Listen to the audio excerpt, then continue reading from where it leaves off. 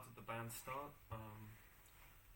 Me, Fraser, and Ben, we were all part of a group called the Vermilion Poets, which was a five-piece funk band that we placed second last year in the National Battle of the Bands, and that's how we all started playing together. But those two, their names were Dan and Sean.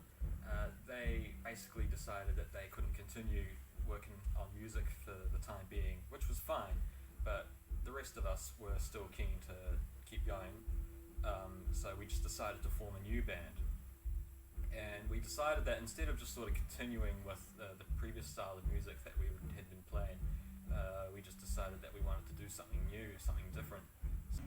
Months they were leading up to, of course, the COVID-19 pandemic that kind of, well, took all our plans out the window, basically, and it seems like but the three of us are still having found out, we've still found the time to work together and basically continue making some new music, and I'm kind of...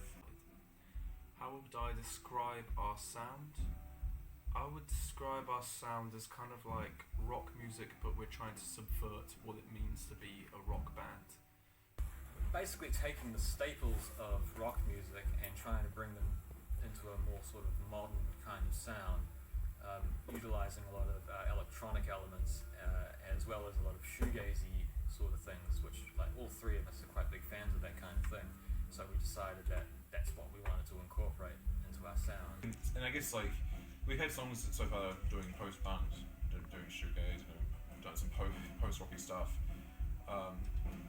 and I think but the point is we're trying to cater a modern rock sound that isn't quite pigeonholed by any individual subgenre, but is more like eclectic and singular kind of synthesis of influences, that are unique to us.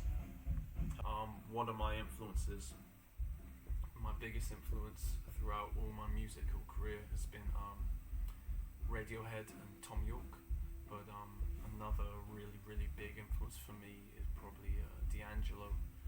I'm also really influenced by a lot of R&B and soul music, like I love Frank Ocean. As a drummer, I'm quite into metal, so a lot of that sort of comes forward a little bit in my playing.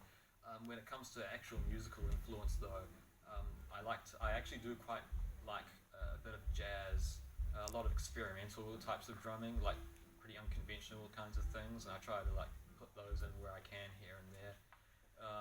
I think the influence I've had that are most relevant to being a rock band, so rock influences, and the one I modelled my music and my body of work on, I've sort of U2 with the Effects and Sonic Sweep, and same with Radiohead for that similar approach, and they've been my favourite bands forever. Also the Talking Heads for the sort of dance group, and also some of the effects and stuff that they did with Brian Eno, and their danceability, and My Bloody Valentine for their mind-opening shoegazy effects, and Sonic Youth, because they're basically those sort of five bands have basically summarised my experience with experimenting with guitar. Ben is quite an original guitar player. I describe his sound as something quite unique, especially in the New Zealand music scene, where it just seems like there's a lot of talent, but they all sort of sound the same after a while. So I think that with Ben, we've got something quite special, I think. Yeah. Ben has like a manic, uninhibited wave of creativity, and I think he's a great asset to our playing, and he's got a really interesting way of playing guitar. So in terms of Fraser, he's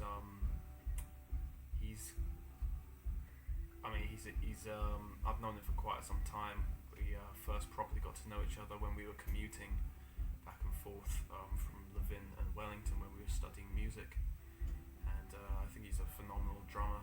They're the two of the best and most reliable musicians I've ever known, actually. I think we've had so much long playing experiences basically over the past 3-4 years. It's pretty. We pretty much understand each other. And I think, why should you care about She? Well, because it's because I think we're capable of. I'm not trying to come off too arrogant about this, but I think we're capable of making rock music that can inspire people to see what things people can do new with the genre, I think. You should care about She because we're trying to do something a little different in the construct of rock music, and I think rock music has kind of got itself into a little bit of a slump where it's kind of just recycling the same old things that has gone before it, and we're trying to do something that is kind of new and innovative within that, so that's why I think you should care. Why should you care about She? We're the future, baby.